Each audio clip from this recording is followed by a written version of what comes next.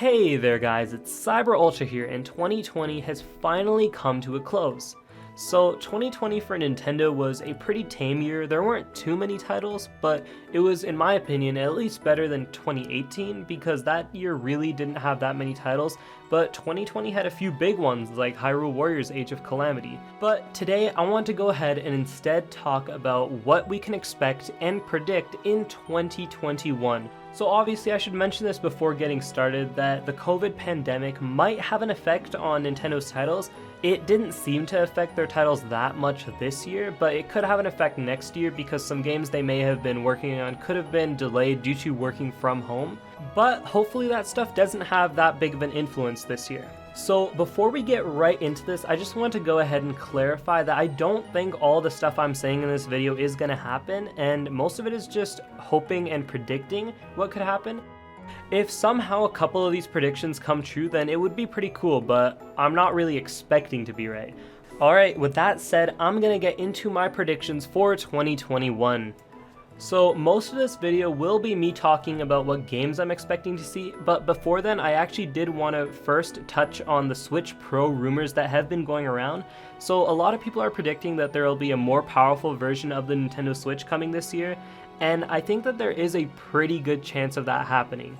So a lot of people think it'll be a massive upgrade that'll allow them to compete with the competition, but I don't think that at all. I think it'll just be a few nice quality of life changes, like for example, a 1080p screen for handheld mode. So on the Switch screen itself, right now it is only 720p, so I think with newer models, what they might do is just make it 1080p and make it so that those games can run at that quality in handheld mode, because right now, the Switch isn't really able to do that, and that's the reason why the screen is 720p. So hopefully if there is a Switch Pro, then it would have a 1080p screen. And I also do think that it could be a little bit more powerful, but not enough to actually run games that the original Switch couldn't run before. So I'm not expecting like Switch Pro exclusive games that aren't coming to the original Switch. I would just expect Nintendo to make it a little bit more powerful so some games look a little prettier. And one of those games could be the sequel to Breath of the Wild, which I'm actually predicting to be releasing in 2021. So a lot of people think it might come out in 2022, but I just have this feeling that this could be the year, and I feel like the sequel is going to be the holiday title for the year. So it was announced back at E3 2019, and it had obviously really positive reception. I'm really excited for it. It is my most anticipated title on the Nintendo Switch, and I'm really hoping it's able to come out. So obviously this year we had Hyrule Warriors Age of Calamity, and releasing those two games next to each other would not have went well, and also I just don't think the game would have been ready by 2020. I think a sequel to Breath of the Wild would need lots and lots of changes because a lot of people are thinking it's just a regular sequel, but you also have to consider the fact that this is the Zelda series, and generally every single mainline Zelda has huge differences. They're all their own game. And I think Breath of the Wild sequel isn't going to be called something along the lines of Breath of the Wild 2. It's going to have its own name, its own identity, and it's going to fit within the Zelda universe. So as for the release of this game, I definitely think that it would be a holiday title under normal circumstances, but I could potentially see that if they released the Switch Pro in the middle of the year, for example during the summertime or during the springtime, similar to how the Switch released during the spring, if the Switch Pro is a real thing that comes out in the middle of the year, then I could potentially see them launching Zelda with it. So they launched the original Nintendo Switch with Zelda Breath of the Wild, and they also launched the Nintendo Switch Lite with Link's Awakening.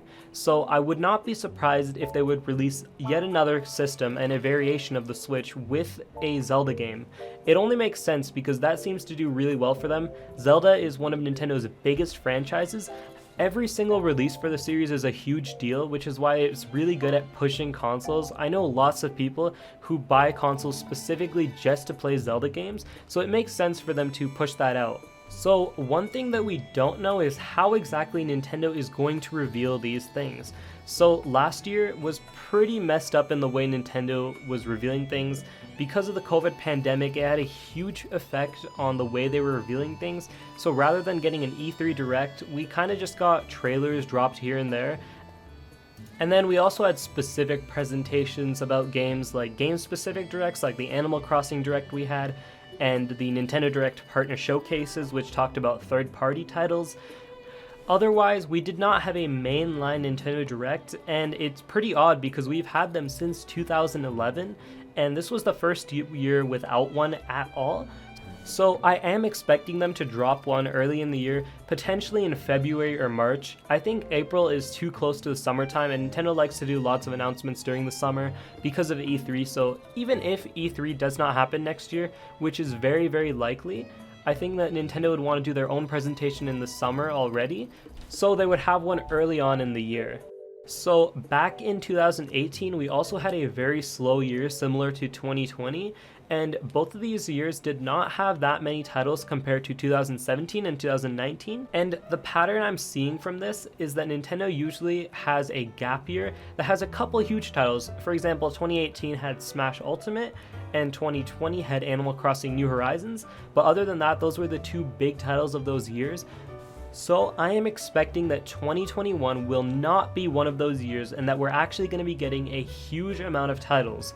And with all of that said, I actually do want to get into talking about more games. So far I've only really talked about Zelda Breath of the Wild sequel, but now let's actually just go through a bunch of the titles we already know about and a bunch of the titles that I'm predicting and hoping for.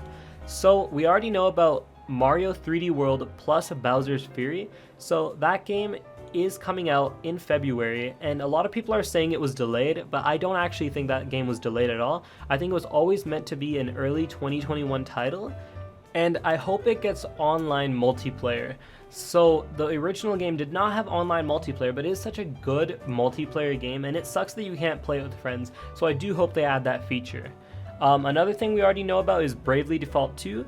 We also know about No More Heroes 3. So those games will be coming out at some point. Whenever they do come out, fans of those games will definitely be pleased to see that they will finally release, considering the fact that both of those games were delayed. They were supposed to be 2020 titles, but that did not come true. So hopefully they are able to finish them in time and they are able to come out in 2021. And speaking of games that we know about but have not come out yet, Bayonetta 3. We found out about it at the Game Awards in 2017. It has been over 3 years, since it was revealed, and we have heard absolutely nothing. Recently, they did give a development update, and they basically just said, oh, progress is going well. It is weird to see that they have not talked about the game in 3 whole years, so I hope that development is going well as they say, and if it is, then I would expect it to come out this year. I don't think it has to release in the holiday. It could release anytime because Bayonetta doesn't really seem like a holiday title to me, unless Nintendo wants to push it like that, but I could see it coming out in the summer as well. The next game I wanted to talk about has not actually been revealed yet, but I do think this will happen at some point. I don't know if it would actually happen during 2021, but a potential sequel to Super Mario Odyssey I do think is in the works. So there was no DLC for that game, which is really weird because basically every Nintendo Switch game that Nintendo is releasing that has a room for a DLC to be made is getting DLC. And Super Mario Odyssey is one of the only ones that didn't really get anything. We got that free Luigi's Balloon World mode that was released after the game came out, but that's not the same as brand new worlds and a brand new game. So I believe that they started working on it right after they saw the success of Odyssey, and it may come out this year, but at the same time it would be really weird to me if they were to release a 3D Zelda and a 3D Mario within months of each other. And with 2017 it worked out because Zelda was a launch title and Mario was the holiday game, but this year I can't see them squeezing those games in next to each other just because they're competing with 2 games that are bound to do well separately. So if this does happen, I'll be surprised, but it is something I hope for because I really do want a sequel to Odyssey because I think it was a great game, but it definitely had its flaws, and I hope that Super Mario Odyssey 2 would be able to fix that. So for a while, we've been hearing a lot about this whole trend that is about break-free Persona and people wanting Persona 5 on Nintendo Switch, and I'm just going to say it straight up, I don't think it's going to happen. I don't think Persona 5 or Persona 5 Royal are coming to Nintendo Switch. We did get Persona 5 Strikers, but I believe that because it's a spin-off, they were able to make that exception. I just don't think that Atlus is going to take mainline Persona games off of the PlayStation for a very, very long time. I think that those will remain exclusives for those, and I think the only reason Persona 4 Golden was released on PC is because it was locked to the Vita, and they wanted to get it off there so that people could actually play it without having to own a dead console. But other than that, I really don't expect them to release Persona 5 Royal on Nintendo Switch, but it would be pretty awesome to see a portable version of that game. I think it would be awesome on the Switch, I just really don't expect it at this point.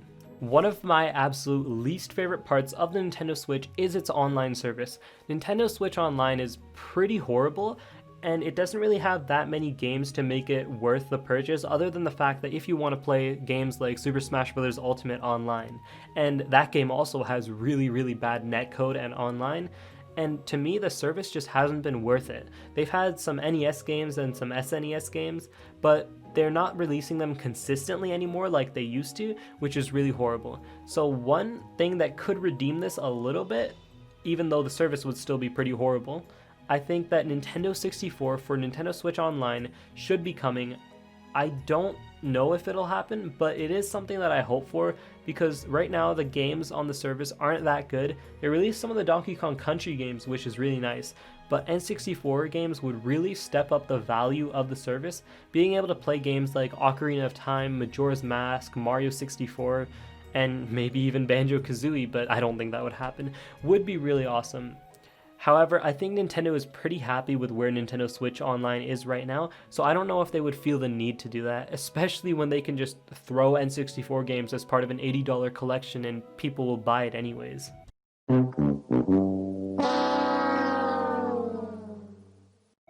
The next game I wanted to talk about is almost inevitable: brand new Pokemon games. So Pokemon has adopted an annual release schedule, and we've been seeing brand new Pokemon games every year or every couple years for a long time, and they always release during the holiday.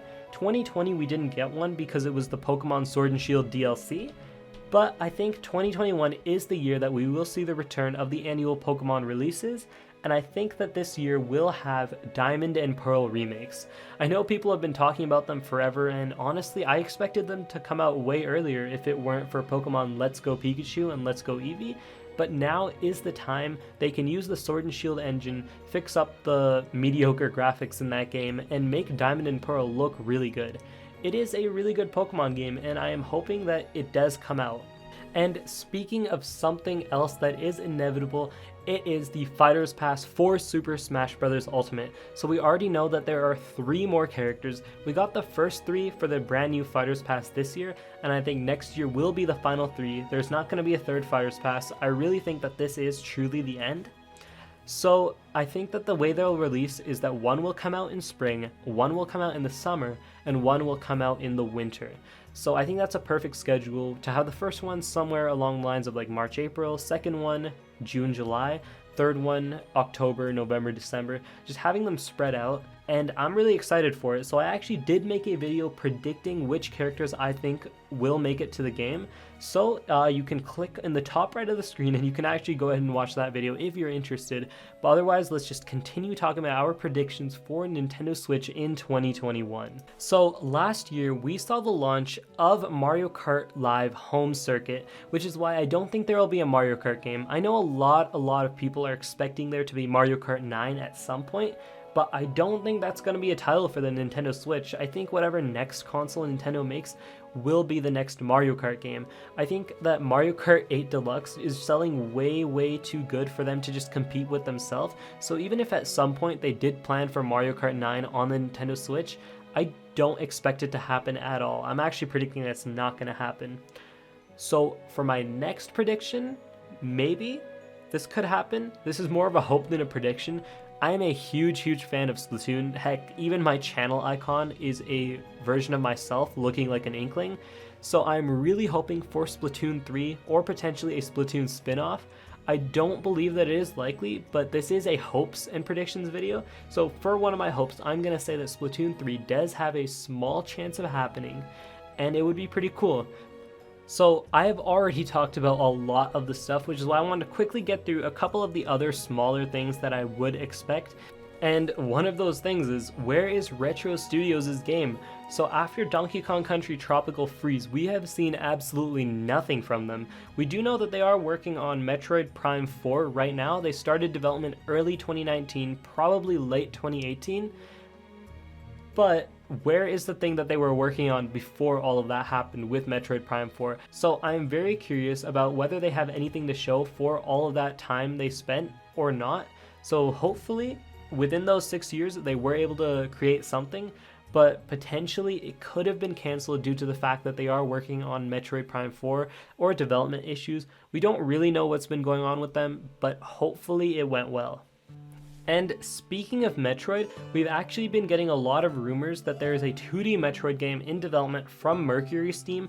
So if this does happen, I do think that it would be coming out in the middle of the year. I wouldn't expect it to be a holiday title. It would be more of a summer type game. And I think it would make a lot of people pleased because Metroid has not seen a title in a long time. We were supposed to get Metroid Prime 4 pretty soon. I think it would have been coming out this year, but obviously that's not going to be happening because the game had to restart development from the very start. So I am hoping that a 2D Metroid game does come out this year just to satisfy all the fans who have been dedicated to this series for a long time, and because of the fact that it is the Metroid 35th anniversary this year. So hopefully they do release that game. So one title from 2018 that I was extremely disappointed in was Super Mario Party. That was, in my opinion, one of the worst Mario Parties we've gotten. It was better than 9 and 10, but compared to the original 8 games, it just does not compare. And honestly, I am really hoping that they are able to release Super Mario Party 2 this year, and that it can actually be good.